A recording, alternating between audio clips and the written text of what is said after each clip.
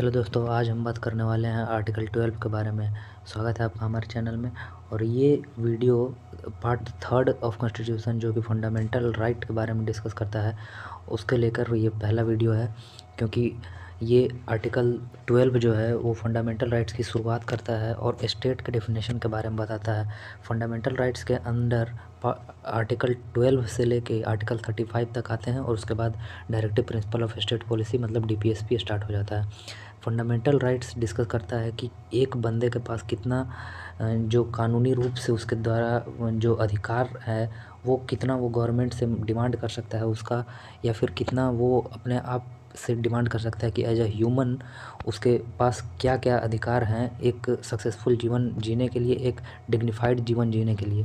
तो article 12 discuss करता है कि स्टेट मतलब हम लोग जो अभी तक समझते हैं कि स्टेट का मतलब सिर्फ राज्य आता होगा, जैसे कि झारखंड, बिहार, उत्तर प्रदेश।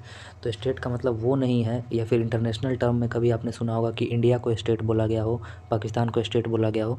तो यहाँ पे सिर्फ वो नहीं है, यहाँ पे डिस्कस करता है पूरी एक होलिस्टिक मैनर में स्टेट का काफ़ी वाइडर सेंस है इसका।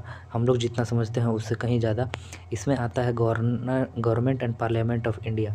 मतलब जो भी एग्जीक्यूटिव और लेजिस्लेचर है, जैसे कि प्रेसिडेंट हो गया, राज्यसभा हो गया, लोकसभा हो गया, वो भी यहाँ पे स्टेट के अंडर आएगा। Government and legislature of each state मतलब ईच स्टेट असेंबलीज़ हो गए स्टेट के, जो उसके एग्जीक्यूटिव्स हो गए, चीफ मिनिस्टर हो गए, काउंसिल ऑफ मिनिस्टर हो गए, वहाँ की जो लेजिस्लेटिव काउंसिल अगर 6 राज्य में इंडिया में है तो वो लेजिस्लेटिव काउंसिल्स हो गई। All the local authorities such as municipalities, panchayat, district board, improvement trust, port and cantonment areas. जो बड़े बड़े शहर में कंटोनमेंट एरियाज होते हैं या पोर्ट सिटीज़ में एक पोर्ट ट्रस्ट होता है जो कि मतलब उस म्यूनसिपैलिटी का ध्यान रखता है। और गांव में जो पंचायत होते हैं वो भी स्टेट के अंडर आएंगे।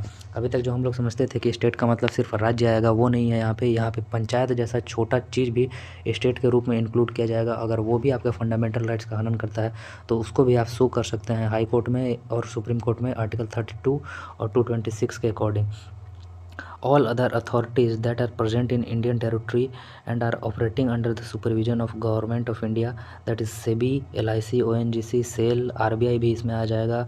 और भी जितने भी स्टैचुटरी बॉडी हैं जो कि पार्लियामेंट के एक्ट के द्वारा बनाए गए हैं, सारे इसमें आ जाएंगे। सारे स्टेट के मीनिंग के अंडर इंक्लूड होते हैं। जैसे कि सेबी हो गया, ये क्वासी जुडिशियल बॉडी है, और एक स्टैचुटरी बॉडी है जो कि पार्लियामेंट के एक्ट के द्वारा सेबी एक्ट जो 1991 में आया था, जो सिक्योरिटीज़ एक्सचेंज बोर्ड को स्थापना करने के लिए आया था। तो उस एक्ट में ये डिक्लेयर किया गया था कि ये क्वासी जुडिशियल बॉडी होगा। तो ये डिक्लेयर किसके द्वारा किया गया था? ये गवर्नमेंट के द्वारा डिक्लेयर किया गया था। तो गवर्नमेंट के द्वारा डिक्लेयर किया गया है तो ऑटोमेटिक ये स्टेट के अंडर आ जाएगा। स्टेट के अंडर वही चीज़ आते हैं जो भी किसी भी तरह से रक्षा प्रदान करते हैं गवर्नमेंट के अंडर काम करते हैं, या फिर गवर्नमेंट से वो पैसा लेते हैं, तो वो सारे से भी सारे स्टेट के मीनिंग के अंडर आ जाएंगे। LIC जैसे एक पब्लिक कंपनी है, तो गवर्नमेंट का इसमें 51% से ज़्यादा स्टेक है, तो ये ऑटोमेटिकली स्टेट के अंडर इंक्लूड हो जाएगा। ONGC भी एक गवर्नमेंट कंपनी है, सेल भी एक गवर्नमेंट कंपनी है। RBI जो हो गई वो भी एक स्टेट की तरह ही डिक्लेयर की जाएगी, क्योंकि वो भी एक एक्ट के द्वारा पास हुआ था, और एक्ट के द्वारा अगर बना है तो स्टैचुटरी बॉडी हो गया वो, तो वो भी फंडामेंटल राइट्स का हनन नहीं कर सकती है किसी भी पर्सन का।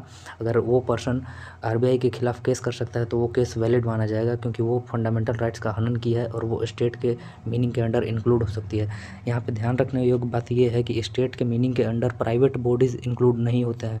प्राइवेट बॉडीज़ या प्राइवेट कंपनीज इसलिए इंक्लूड नहीं होते हैं क्योंकि वो पब्लिक नहीं है, वो गवर्नमेंट से ना फंड पाते हैं ना गवर्नमेंट के अंडर आते हैं, इसलिए वो प्राइवेट हैं। और प्राइवेट इन द सेंस वो स्टेट के मीनिंग के अंडर नहीं आएंगे। स्टेट मतलब सिर्फ सरकारें, और जो भी सरकार के अंडर एक सरकार अगर एक पेड़ है तो उसके छांव के अंदर जितने जितने चीज़ आएंगे वो सारे स्टेट के मीनिंग के अंडर आएंगे।